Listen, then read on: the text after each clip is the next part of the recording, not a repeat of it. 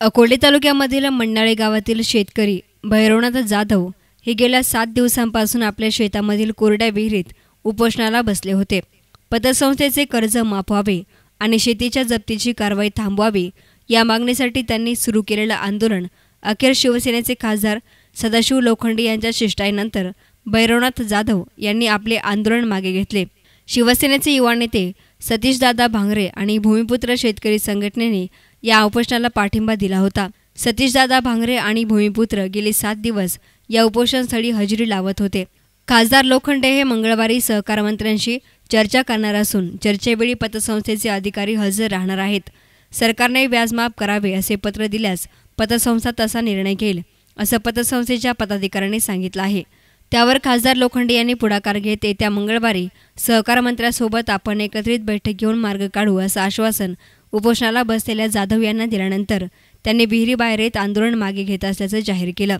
आपण मुद्दल कर्ज 1.5 लाख रुपये भरण्यास तयार असून त्यासाठी 6 महिन्यांची मुदत पतसंस्थेनं द्यावी अशी मागणी जाधव यांनी केली आहे। मी उपोषण सोडितो। हे साहेब आले, खासदार साहेब शिवसेनेचे, हे आल्याबद्दल मी उपोषण सोडितो। अजून सभापती शिवसेनेचे, अजून काही लांब टेका ते काय सचिन भांगरे हे आले, यांच्या सौजन्य आणि धुमाळ साहेब, मच्छिंदर धुमाळ साहेब यांनी आश्वासन देऊन यांनी मला उपोषण सोडायला लावले। मी उपोषण सोडले। मला सामटी यांनी मला पूर्ण 7 दिवस मला त्यांनी येळू येऊन मला त्यांनी साथ दिली, त्यांचे मी आभार मानतो।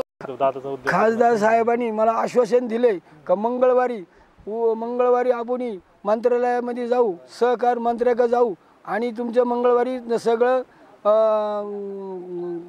निर्णय लावू। आणि एवढ्यानी मला सांगितल्यामुळं मी त्या खासदार साहेबांचं सांगितल्यामुळं मी उपोषण सोडित आहे। त्यावर सहकार मंत्र्यांनी निर्णय घेतल्यास सातीडा मिटणार असल्याने खासदार लोखंडे यांनी याबाबत पुढाकार घेत मध्यस्थीचं आश्वासन जाधव यांना दिलं। या ठिकाणी जाधव यांनी उपोषण गेले 7 दिवस केलं आणि त्यांचे जे कर्ज घेतलं होतं पतसंस्थेचं त्यांचं व्याज माफ व्हावा, ते मुद्दल भरायला तयार आहे।